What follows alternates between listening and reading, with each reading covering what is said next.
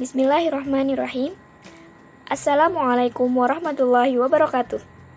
Alhamdulillahirrabbilalamin. Assalatu wassalamu ala asyrafil anbiya'i wal mursalin Sayyidina wa nabiyina Muhammadin wa ala alihi wa ashabihi ajma'in. Yang terhormat kepada Bapak Muhammad Nadir, SAG MPDI, selaku dosen pengampu pengantar filsafat, serta teman-teman yang berbahagia. Dalam kesempatan kali ini, kami dari kelompok 5 yang beranggotakan Ahmad Ansari, Ahmad Raihan Fahrizal, Elva Sepia, Ira Azmiati, dan Rizky Munawwaroh Damayko ingin mempresentasikan hasil makalah kami yang berjudul Positivisme atau Filsafat Demi Pengetahuan Ilmiah, Auguste Comte. Lalu apa saja akan kita bahas dalam video kali ini? Yang akan kita bahas dalam video kali ini yaitu apa saja pemikiran dari Auguste Comte, apa pengertian dari positivisme dan teori perkembangannya, apa saja sains dan hierarki ilmu-ilmu positifisik. Langsung saja kita ke pembahasannya. A. Pemikiran Auguste Comte.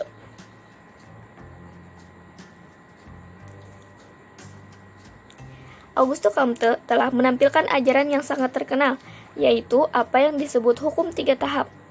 Melalui hukum inilah, ia menyatakan bahwa sejarah umat manusia, baik secara individual maupun secara keseluruhan, telah berkembang menurut 3 tahap, yaitu tahap teologi atau fiktif, tahap metafisik atau abstrak, dan tahap positif atau ilmiah atau real.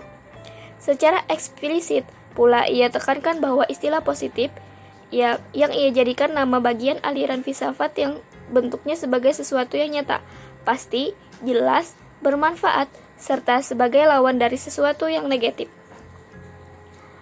Pengertian perkembangan merupakan proses dari berlangsungnya sejarah umat manusia, diberi arti, isi, dan arti yang positif, dalam arti sebagai suatu gerak yang menuju ke arah tingkat yang lebih tinggi atau lebih maju.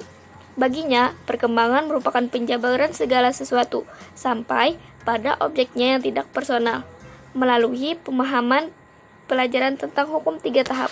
Karena hukum inilah yang ternyata merupakan unsur pokok seluruh pandangan filsafatnya, sehingga melalui hukum ini pula akan dapat dilacak garis-garis pembatas yang telah ia berikan tentang ajaran mengenal, penjelasan tentang masyarakat di barat, serta sejarah perkembangan ilmu pengetahuan, serta dasar-dasar yang ia berikan untuk pembaharuan keadaan masyarakat. Lalu, siapakah Auguste Comte itu?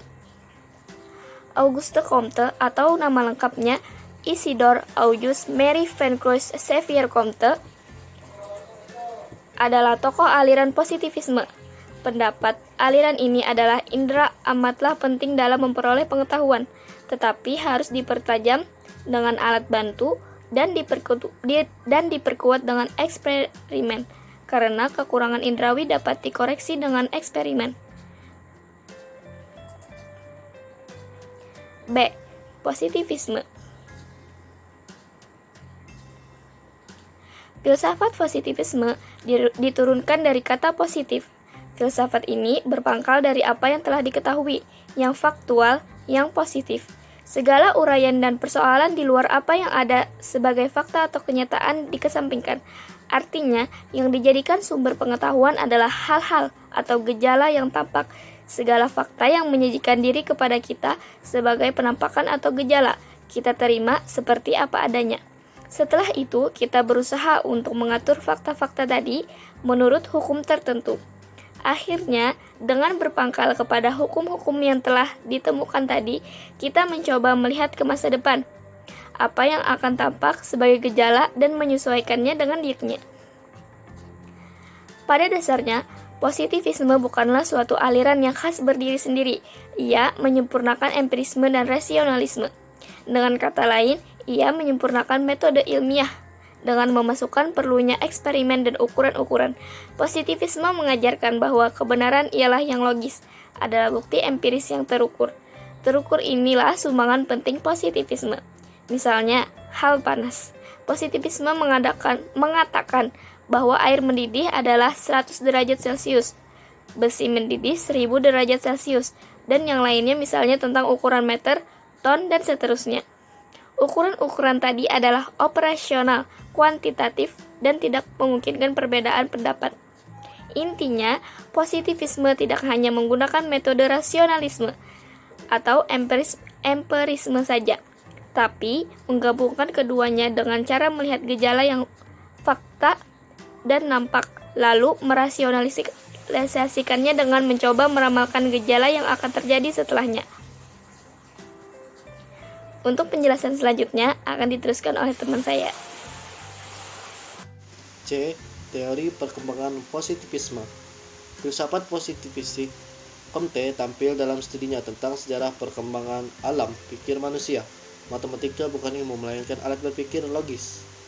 Pada jenjang teologi, manusia memandang bahwa segala sesuatu itu hidup dengan kemauannya dan kehidupannya seperti dirinya. Jenjang teologi ini dibedakan menjadi 3 tahap. Yang pertama, aminisme atau fetisisme, memandang bahwa setiap benda itu memiliki kemauannya tersendiri.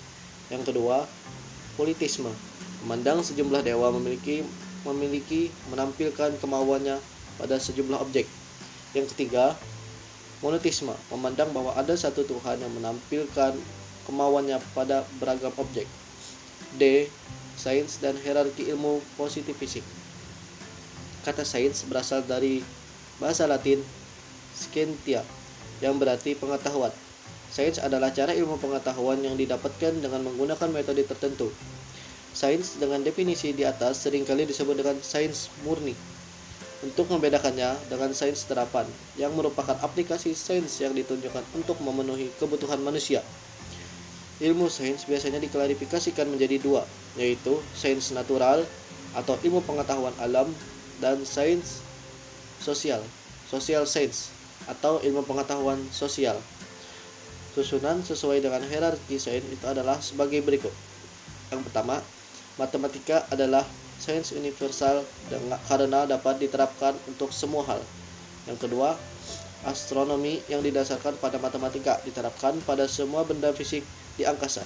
Yang ketiga, fisika yang berkaitan dengan unsur-unsur yang ditemukan di bumi ini dan juga dunia fisik yang lain.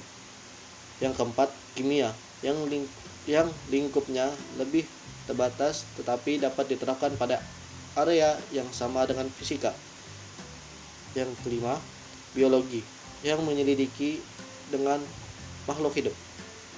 Yang keenam, sosiologi, sains baru yang secara khusus sangat diminati Comte dan hendak dikembangkan untuk menyelidiki perilaku manusia sebagai makhluk sosial.